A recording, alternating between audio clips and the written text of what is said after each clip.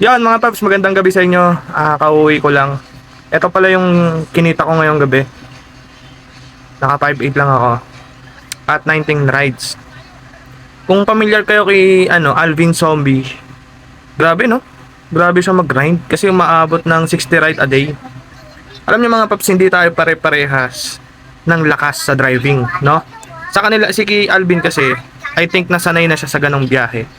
And I think na yun talaga yung routine ng araw-araw na ginagawa niya. So ngayon, kung di mo nagagawa yun, huwag mong pepersahin yung sarili mo. Okay lang yan. Kung sapat na naman yung kinikita mo, okay lang yan. Kasi mahirap magkaroon ng sakit pag pinuwersa yung sarili sa biyahe, no? Tsaka, ito kasi yan para sa akin mga paps. Ako yung kay Alvin Zombie, hindi ko kaya yung rides niya.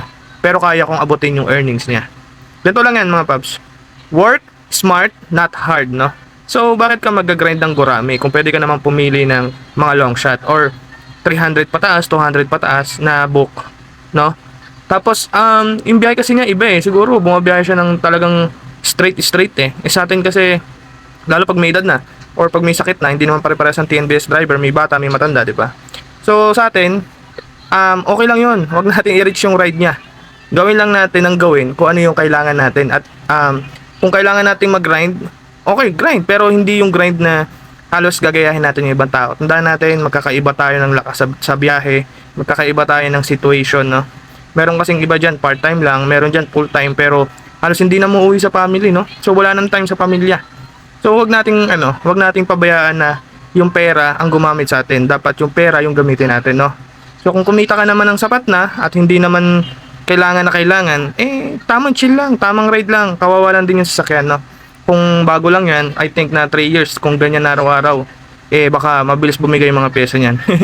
Lalo na yung katawan natin. Isipin mo kung 60 rides a day, 50 rides, 35 rides a day, yung kotse bugbog, yung katawan mo bugbog. So kailangan din natin ng pahinga, no? So ayun lagi yung tatandaan mga paps. Work smart, not hard, no? Tsaka syempre para sa akin, nagtatrabaho tayo para mabuhay, no? Wag natin abusuhin masyado yung sarili natin, yung katawan natin. So sa mga basher ni Alvin at sa mga hindi basher ni Alvin, alam ko may intindihan niyo yung video na to. So malakas talaga si Alvin bumiyahe. Iba talaga yung grind niya. Tsaka ito nga pala mga paps, no? Ito yung kinita ko. Yan, nandyan. Ma-minus pa natin dyan mga paps yung gasolina ko. Naka 1 to ko eh. Tapos sa sasakyan ay 1.1. Then sa pagkain ko for the whole day ay 500 pesos. May mga snack pa yan. May mga binibili pa ako na iba-iba dyan. So hindi rin buo yan na makukuha mo. Then hindi ganyan araw-araw nakita na. So yun mga paps, payo ko sa inyo. Work smart, not hard, no? Yun, kita-kita sa daan mga paps. Maraming salamat sa inyo. God bless.